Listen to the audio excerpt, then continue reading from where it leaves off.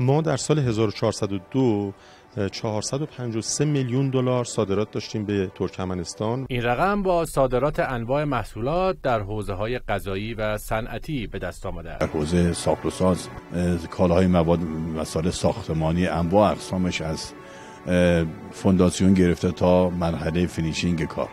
حوزه مواد غذایی، کالای کشاورزی، مواد پروتئینی، در حوزه بحث نیروگاهی، انرژی به خصوص همکاری‌های نیروگاهی و کالاهای خدمات فنی مهندسی در این زمینه بازار پرکششیه. محصولات کشاورزی، میوه‌جات، سبزیجات و در واقع خدمت شما عرض کنم که سبزیجات و اینجور چیزا و به اضافه مواد غذایی، مسئله خیلی مهمی هم هست که در واقع تجهیزات و ماشینالات تبدیلی و چاپ و بسته‌بندی، اینم خیلی اهمیت داره. این حجم صادرات قرار است تا پایان سال 1403 به عدد بالاتری برسد. در واقع تجارتمون با ترکمنستان تجارت 1 میلیارد دلاری که به نظر من دستیافتنی هم هست. این تلاش برای گسترش روابط تجاری دو کشور چندین علت دارد. ما زیرساخت‌های کلی رو داریم الحمدلله. ما 4 معبر مرزی گمرکی داریم در سرخس، باجگیران، لطف‌آباد و اینچه‌برون. ما 1200 کیلومتر مرز مشترک داریم.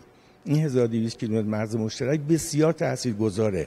تحت هر شرایطی که شما بخواید، اگه هم نخواید صادر کنید، اونا میان میخرن. اما برای رسیدن به این رقم باید مسئولان اقتصادی، تجار و بازرگانان تمام تلاش خود را در عرصه تجارت با ترکمنستان به کار ببرند. الله بتونیم یه نمایشگاه در خرشن در واقع جمهوری اسلامی رو داشته باشیم. ما در این بازار در واقع حوزه خدمات فنی مهندسی که حالا شامل بخش کشاورزی هم میشه، ولی خب عنوان نمایشگاه ایران پروژه در واقع سالهای گذشته برگزار کردیم که نمایشگاه بسیار خوبی بوده.